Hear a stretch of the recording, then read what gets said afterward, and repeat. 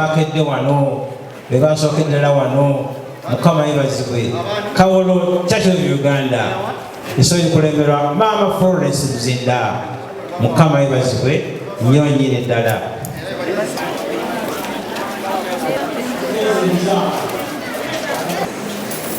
Mwana wa kitiibwa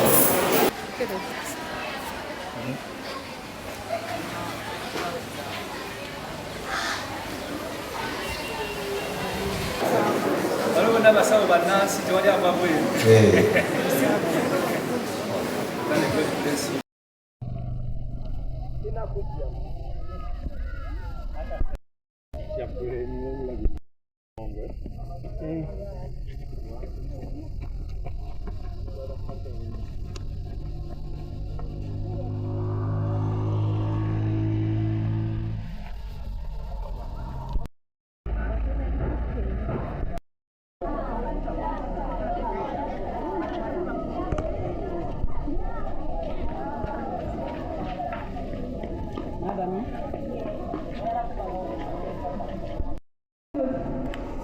Thank you so much. Thank you so much. That's why you see us again to school.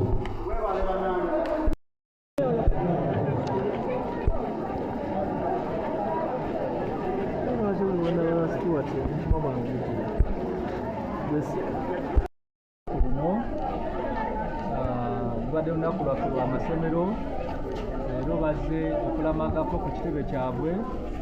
Twakizuula nga abaana baffe bangi balina mu masomero naye tebamanyi ekitebe kya bulabirizi bwabwe gye kiri.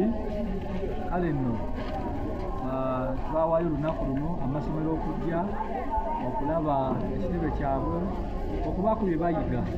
Abaana baffe tubadde beebuuza katidro lwaki bagiyita katidro naye tusobodde okubayigiriza ekkanisa yonna okutuuka katidro mubaamu entebe y'omusumba obukulu yaba omulabirizi bayita katidra.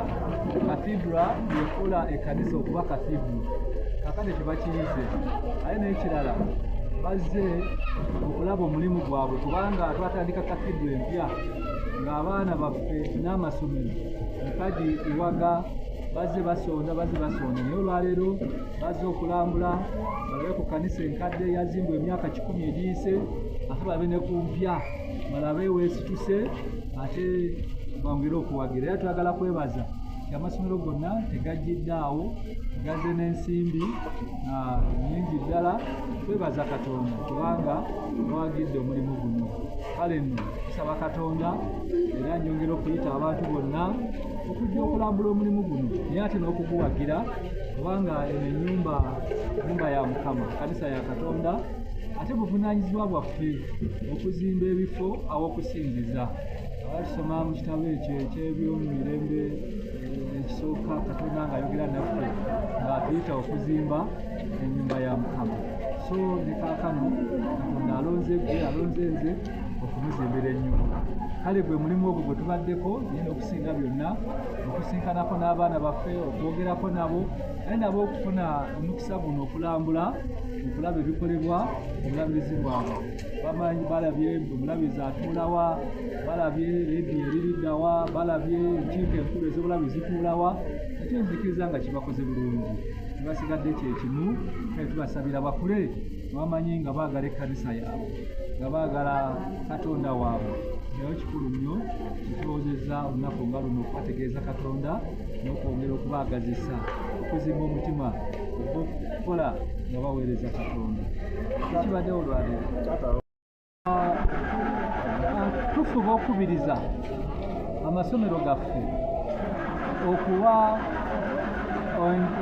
ebyenjigiriza ebijjudde comprehensive nga kijjudde.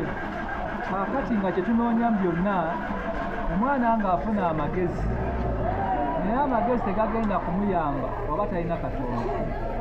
Kaakati nno tulusaba era tusufubisa abasomesa baffe n'amasomero gaffe galimu bakyapuleni twagala abaana bayige Katonda, baagale Katonda, baweereze Katonda kubanga yengeri gyobateekamu obwesigwa ebyo bawa ekisa okuyamba. Era mulabye wano abamu mbadde mbawa ebirabo omuntu agaba tasigala kyekimu. Kale nno ebyo byonna tubikola lwa kubayigiriza okulaba nga nabo aba alina kyafunye alina gwasobola okuwa. Nange kye mbadde nkola kubaddizaako nga baleeta nga bawaayo kino nga bawaayo kiri, kubayigiriza Katonda kuba Katonda affe mugabi. Kale nno tusaba abasomesa baffe bafube okulaba nga abaala tebabawa buli magezi. Tulayo abantu bangi nga bagezi nnyo nnyo olw'okuba tebalina Katonda bintuntu, tebalina makulu. Omuntu alina amakulu ateeka okuba ng'alina obulamu bwonna obujjudde, amanyi Katonda ate ng'alina amagezi alyoka agye mu nsi muno. Olaba kati bano abasajja ng'ono omusajja eyasaza abaana otalina Katonda. Bw'oba olina Katonda buli bw'olaba olaba nga kitonde muntu munno, naye okwata otya omuntu n'osala ng'asala embuzi n'ogamba nti olina Katonda? Tolina Katonda. Katonda ffe wa kisa, wa kwagala, wa bulungi, bwe tuyigiriza abaana. Baza Katonda olunaku luno olwaleero. Olunaku lwaleero kubadde kulamaga kw'amasomero. Amasomero gonna mu bulabirizi bw'emikono twayagala nnyo gajje galabe emirimu bikolebwa. Mu kyo tulina kye tuteeka mu baana. Eno kafiidro enkadde abaliwo tetwagizimbako kubanga yazimbibwa emyaka 10 emabega. Kakati eno kafiidro abaana gye bagenda okwenyumirizaamu ti ku mulembe gwabwe bagizimba.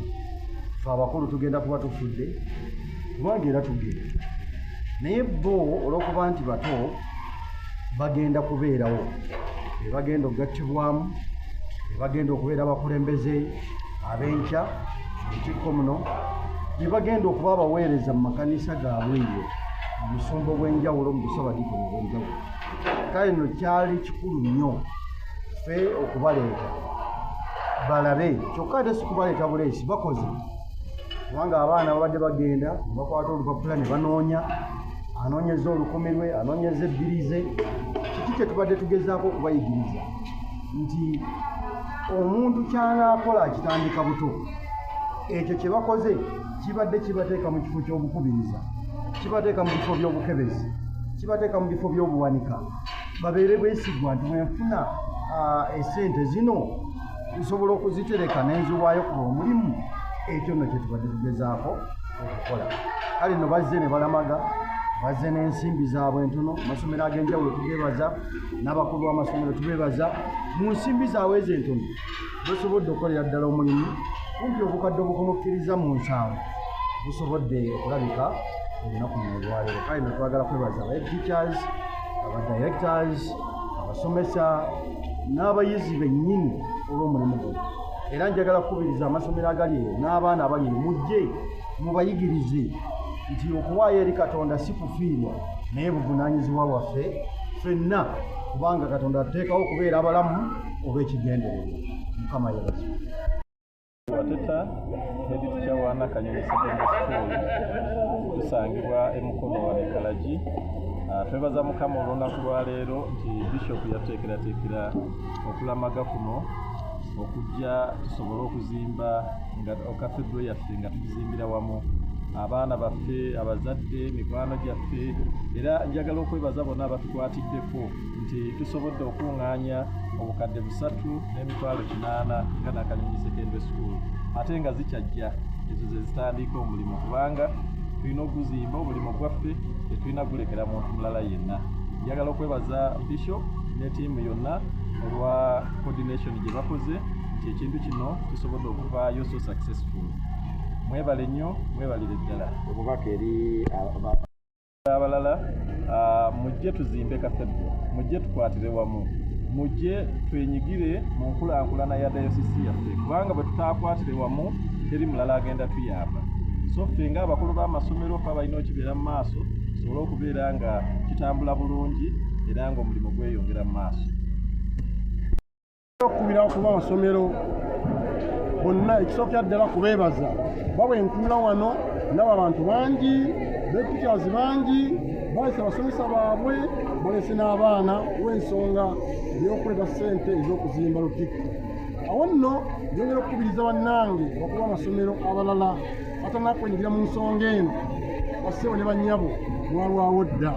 Ekintu kino kirungi, kyamaanyi, ate kinyuma nnyo okujja ntubeerako awamu ng'abaana ab'endeemu abaana b'amasomero ga Church of Uganda agatwalibwa omukadde waffe Enos Kito Kagodo. Olwaleero tusinkanye emikwano emipya bannaffe twetudde okulabako nabo tuzze mutubalaba netwejjukanya ebintu bingi. Awo nno olunaku luno Bishop era tumusaba omukadde waffe Safiri Katonda alwongere mu maaso ate ndoozi omwaka ogujja 2027 tusuubira okuba tujja kuba lw'amaanyi nnyo oba oliawo ne kafedero ejja kubanga era weetuuseeko abaana basobola okugituulamu. Bishop nayogerako nabo bonna nga weebali ate oluvannyuma nayiga naffe abakulu b'amasomero. Naye olunaku lulungi nnyo nnyo nnyo nnyo, tusiimye nnyo. Senfuma omukulu w'essomero Kawuku Boarding Primary School, essomero lya Mukono Diocese lisangibwa Kimenyedde na Kifuma. Olunaku olwali ennaku z'omwezi wa 14 omwezi ogwokuna 2026 tuzze wano Kafedero e Mukono ne tuleese ssente ez'okuzimba lutikko. Ssente ezo nno abaana be bazisoloozezza. Olunaku lubadde lwa nsusso nnyo kubanga buli ssomero lyasabiddwa okuleetayo abaana lwakiri abatono ennyo 10 abamu tuleese bbaasi, abamu baleese abaana 2, abamu baleese abaana 10, abamu baleese abaana 5. Era omulabirizi asiimye nnyo, tubaddeyo ssente nnyingi nnyo olw'omulimu ogw'okuzimba lutikko.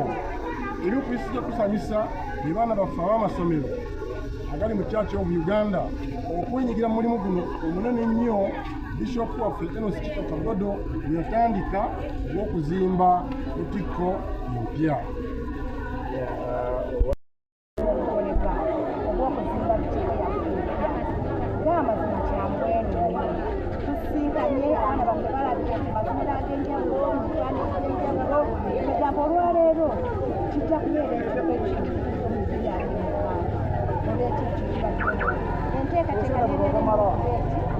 Abaana bateekateekane banoonya ssente kubanga ng'amazima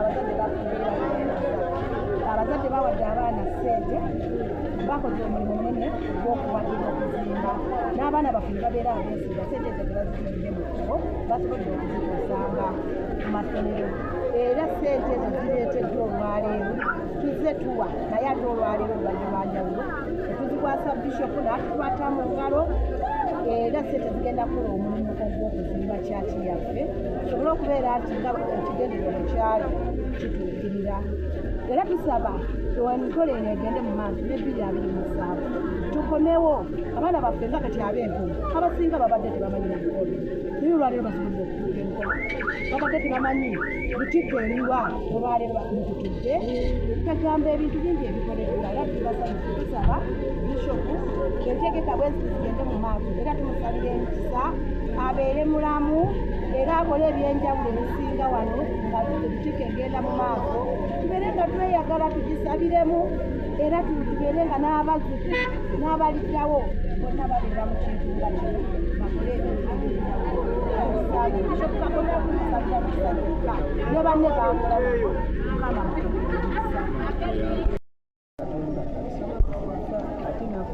okugattako ttafaali okuzimba lutikko. Abayizi baffe nga bwe mukimanyi nti bandiko naye nga b'amadiini ag'enjawulo bonna bakwatiridde wamu mwasitudde kyalina batuwayo ensimbi ezisukise mu bukadde 6 okuzimba lutikko. Era twebaza Katonda ate ne Bishop olw'okutunga obulungi n'atusobozesa okwetaba n'amasomero amalala gonna gasusse mu 9 okujja wano ku lutikko n'okulabako omulimu ogukolebwa. Abaana basanyufu nnyo. Ffe nga bwe tuli okumpi wano mu Mukono batambuza bigere okuva ku ssaawa 4 eddakiika 3 babadde batuuse. Era basanyufu nnyo bazzeeyo eka ku ssomero ng'essanyu lyabwe beeweze ate okusondayo endala etaamu tennaggwaako okuziwaayo kubanga balabirira omulimu ogugenda mu maaso gw'amaanyi nnyo. Twebaza Katonda nammwe bennyini bannamawulire mwebale nnyo bannaffe okusobola okubeerawo ng'olunaku luno olw'okulamaga okugezaako okuzimba lutikko Emmanuel, head teacher Namataba Church of Uganda Primary School. Olwaleero tubadde lwakulamaga era tuzze okulamaga mu kasidro okulaga abaana kasidro ezimbibwa maaci amazima bagisondedde ssente emyaka giwezeeko nga basonda ssente za kasidro. So olwaleero Bishop yasalawo abaana abo baleete balabe kasidro ezimbibwa. Twagala okwebaza abazadde batukoze obulungi obutagambika kubanga batuwagidde ensonga nnyingi nnyo okuli okuzimba kasidro, okuli okuzimba sinodi eyaggwa. So abazadde batukoze bulungi nnyo. Twagala okwebaza abayizi nabo bafubye okulaba nga bamobilizinga ssente zino okuva mu bazadde, okuva mu bantu ab'ekitundu. Era emabegakaawo twakola kye tuyita charity walk, abaana batambula nga banoonya ssente ezo era twaziwezezza akakadde kalamba mu 20,000. So twebaza abantu b'e Namataba, mwebale nnyo, mwebalire ddala okutuwagira ntakera. kintu okuva mu St. Andrew Headmaster St. Andrew Soga Primary School. Session olwaleero nga abasomesa abaana okuva mu Mukono Dayosisi yonna tubaleese kafiito wano Mukono naye ng'ekigendererwa kuzimba kafido yaffe empya egenda kuba nga ekafido eri mulabizi baffe Mukono ey'omutindo.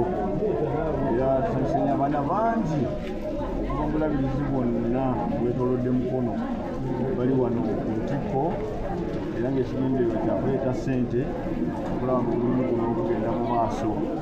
Twogere omulimu guno gutuuse Galale, bakola Galale era ng'ensigo zigenda kuyamba nnyo okula nga Galale eyiibwa okutambula bulungi. Twebaza nnyo omulabirizi olw'ekirowoozo kino enteekateeka eno ennungi olw'okuteekateeka kafido eno ezimbiddwa abantu bonna okuva ku muto okutuuka eddala ku mukulu waggulu nga ffenna twetabye mu mulimu guno okuba nga gukolebwa bulungi.